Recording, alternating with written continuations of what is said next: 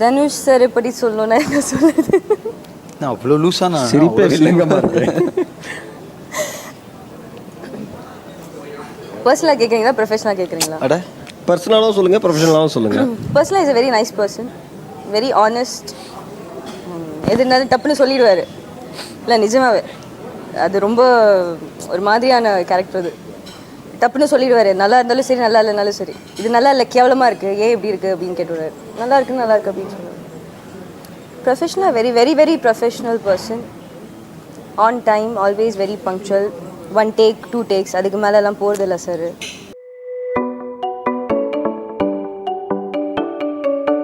നമസ്കാരം. ഇന്ത്യ ഇന്ന് ലോകത്തെ ഏറ്റവും വലിയ കൺസ്യൂമർ കൺട്രിയാണ്. വാണിജ്യ ലോകത്തെ ഉൽപ്പന്നങ്ങളുടെ ചന്തയിൽ സാധനങ്ങൾ എങ്ങനെ വിറ്റഴിക്കണമെന്ന് മാർക്കറ്റിംഗ് തന്ത്രങ്ങൾ മെനയുന്ന കോർപ്പറേറ്റ് ഭീമന്മാർക്ക് നന്നായിട്ട് അറിയാം. എന്നാൽ നമ്മൾ ഇന്നിവിടെ ചർച്ച ചെയ്യുന്ന വിഷയം ഈ കമ്പോളത്തിലെ മറ്റൊരു ഉൽപ്പന്നവുമായി ബന്ധപ്പെട്ടതാണ്. നെറ്റ്ഫ്ലിക്സ് കമ്പനിയെ കുറിച്ച് അധികം വിശദീകരിക്കേണ്ട ആവശ്യമില്ല. കമ്പോളത്തിലെ സിനിമാ വ്യവസായത്തിൽ അതിനുള്ള പങ്കും ഏവർക്കും അറിയാവുന്നതാണ്. സിനിമയും വെബ് സീരീസും എല്ലാം ലോകമെമ്പാടുമുള്ള പ്രേക്ഷകരിലേക്ക് എത്തിച്ച് വരുമാനമുണ്ടാക്കുന്നു എന്ന് ലളിതമായി പറയാം.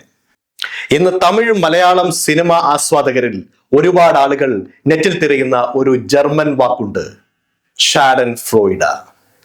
SCHADENFRUDE.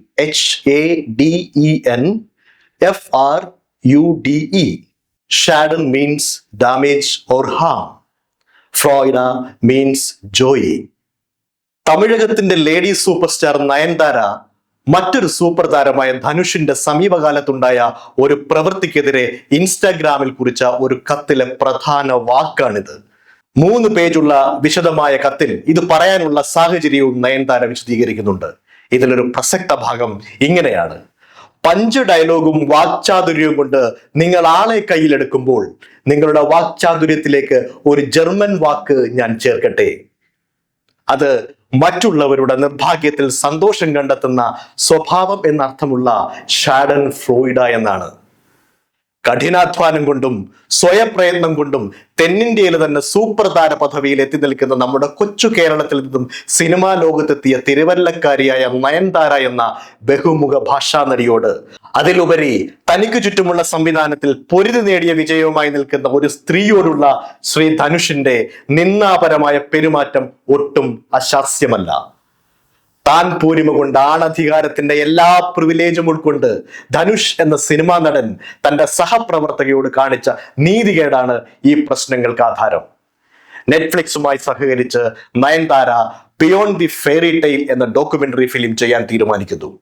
ഇത് സംവിധാനം ചെയ്തത് ഗൗതം വാസുദേവ് മേനോനാണ്. അതിൽ അവർ അവരുടെ ജീവിതയാത്രയും പ്രണയവും വിവാഹവും പ്രശസ്തരായ കൂടെ ജോലി ചെയ്യുന്ന നടീനടന്മാരുടെ അഭിപ്രായവും എല്ലാം ഉൾപ്പെടുത്തിയിട്ടുണ്ട്.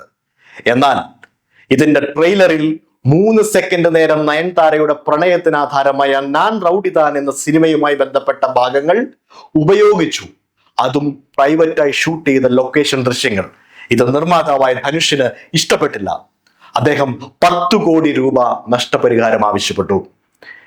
എന്നാൽ ഇതുമായി ബന്ധപ്പെട്ട ഭാഗങ്ങൾ ഉപയോഗിക്കുന്നതിനായി ഏകദേശം 2 വർഷത്തോളം നയൻതാരയും ഭർത്താവ് വിഘ്നേഷും ധനുഷിന്റെ മാനേജരുമായിട്ടും നിർമ്മാണ കമ്പനിയായിട്ടും കത്തിടപാടുകൾ നടത്തി കാത്തിരുന്നു. നീണ്ട ഈ കാലയളവിൽ അവർക്ക് വേണ്ട മറുപടികൾ ലഭിച്ചില്ല. അതുമാത്രമല്ല, മനഃപൂർവ്വം തീരുമാനം നീട്ടിക്കൊണ്ടുപോവുകയും ചെയ്തു.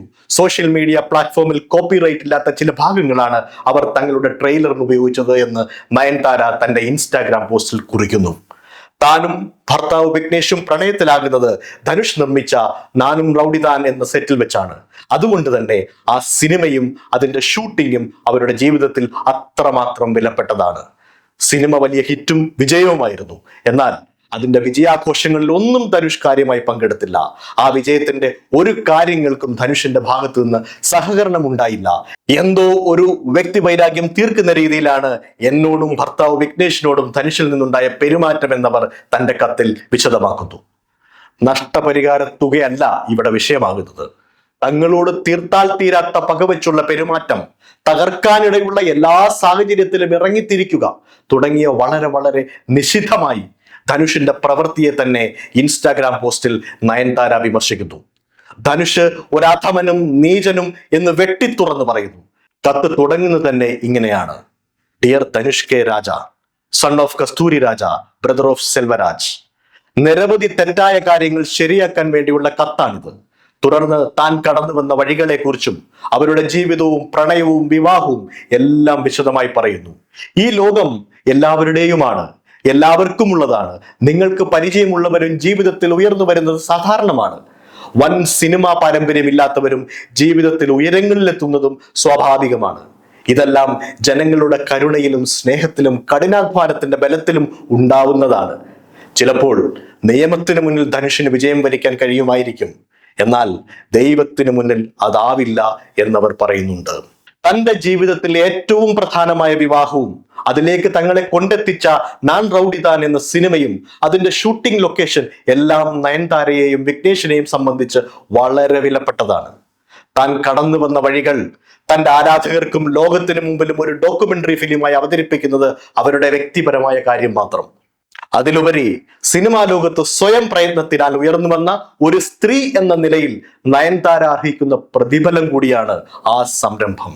പ്രചോദനങ്ങളാണ് മനുഷ്യനെ മുന്നോട്ട് നടത്തുന്നത്. നയൻതാരയുടെ വിജയം മറ്റുള്ളവർക്ക് ഒരു പ്രചോദനമാകുന്നുവെങ്കിൽ അവരുടെ സംരംഭവും അഭിനന്ദനീയമാണ്. ഇതിനെ തടയിടുന്ന രീതിയിൽ ധനുഷിന്റെ ഭാഗത്തു നിന്നുമുണ്ടായ കാര്യങ്ങൾ ഒരിക്കലും അംഗീകരിക്കപ്പെടേണ്ടതല്ല.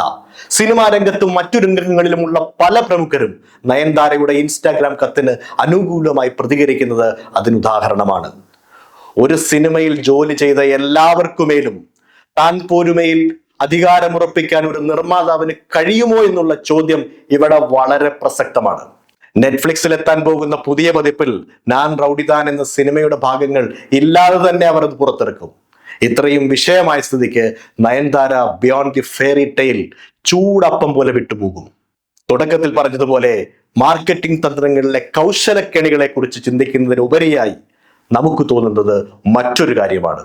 അനുദിനം വികസിച്ചു കൊണ്ടിരിക്കുന്ന നമ്മുടെ സമൂഹത്തിൽ ഇപ്പോഴും അടിഞ്ഞുകൂടി നിൽക്കുന്ന പുഴുക്കുത്തുകൾ പുറത്തുവിടുന്ന മലീമസമായ മാനസിക ആരോഗ്യാവസ്ഥകളാണ്. അതിനപ്പുറത്ത് മാതൃകയാവേണ്ട ബിംബങ്ങൾ, പൊതുബോധത്തിൽ സൃഷ്ടിക്കുന്ന വൈകല്യങ്ങൾ ചർച്ച ചെയ്യപ്പെടുക തന്നെ വേണം. പ്രേക്ഷകരോട് പറയാനുള്ളത്, സിനിമയിലെ നിങ്ങളുടെ ആരാധനാമൂർത്തികൾ എല്ലാവരും മനുഷ്യരായതുകൊണ്ട്, അതുകൊണ്ട് തന്നെ ജന്മസിദ്ധമായ കുശുമ്പും കുന്നായ്മയും കുഴിത്തുരുമ്പും കൂടോത്രവും എല്ലാം അവർക്കൊപ്പം ഉണ്ട്. ഇതുപോലുള്ള സന്ദർഭങ്ങളിൽ പുറത്തു ചാടുമ്പോൾ മാത്രമാണ് വിഗ്രഹങ്ങൾ ഉടയുന്നത്. നയൻതാരയ്ക്കും ഭർത്താവ് വിഘ്നേഷ് ശിവനും കുഞ്ഞുങ്ങൾക്കും എതിർ നിൽക്കുന്ന ശ്രീ ധനുഷിനും എല്ലാവർക്കും തിരിച്ചറിവുകൾ ഉണ്ടാകട്ടെ എന്ന് ആശംസിക്കുന്നു. ഓം നമഃ ശിവായ.